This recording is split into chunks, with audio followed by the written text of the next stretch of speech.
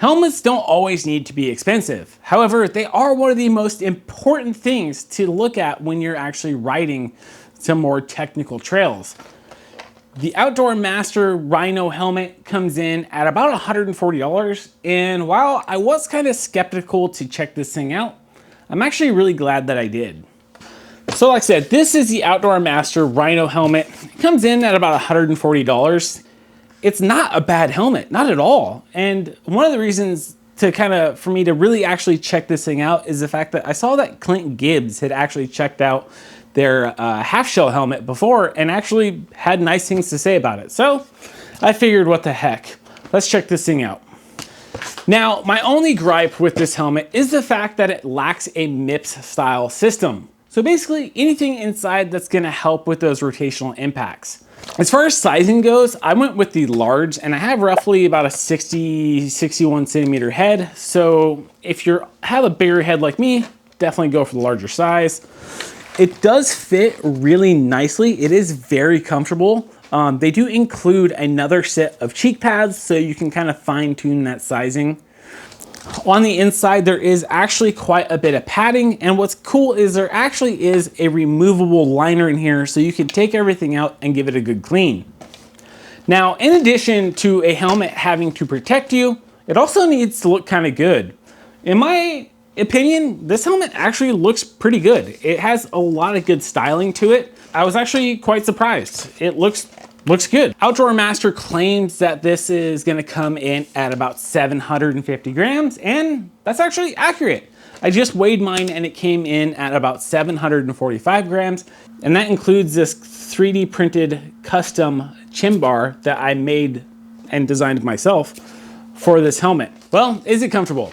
Yeah, actually it is quite comfortable. I had the chance to take this up to Sky Park and really put it through its paces for about a half day to a full day riding with it. And like I said, I was blown away. It is actually an incredibly comfortable helmet. Never once did I feel not safe. In terms of the protection on this helmet, they do say that it has a PC shell with an EPS foam, which is, you know, your standard stuff for helmets like this. It's basically all helmets are gonna have that. It is very sturdy feeling. I don't have any issues kind of thinking that it's not gonna be safe. As you can see, there is a ton of venting on this helmet. They claim that it has 27 vents.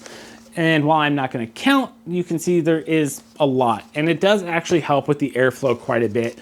While up at Sky Park, my head never really felt hot.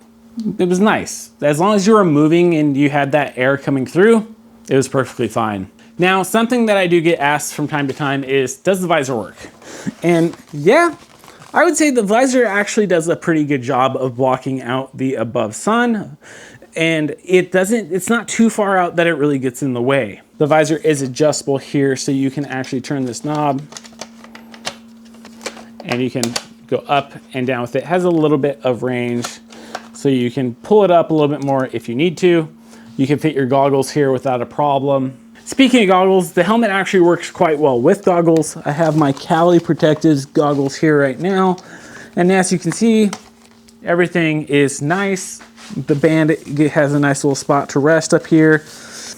The goggles fit in nicely. Yeah, no complaints here. And if goggles aren't your thing, you can actually run the sunglasses with it. These are the Magic Shine Roller, the new glasses that they just came out with. As you can see, they fit nicely. There's no pressure points on the inside thanks to where the foam actually lays. Yeah, no complaints here. I gotta say, do I recommend this helmet? Yes, but there's a caveat. I think it's a nice helmet. I do wish it had a MIP style system in here. That is kind of, it's a make or break thing for me. I don't like the thought of having a head injury when we have technology like that. Outdoor Master, I would like to see a version of this with some sort of MIPS protection in here. Doesn't have to be MIPS, but it just needs some sort of rotational impact to kind of help protect you from getting a nice brain injury. Other than the fact that it doesn't have that, it is a really nice helmet. I would say if it's in your price range, if something nicer is not in your price range, this is definitely a good option to look at. You know, it's still a little bit more pricey at $140, but me personally, I will not cheap out on a helmet. Well, this is MTB Rad Dad sign off, and I'll see you next time.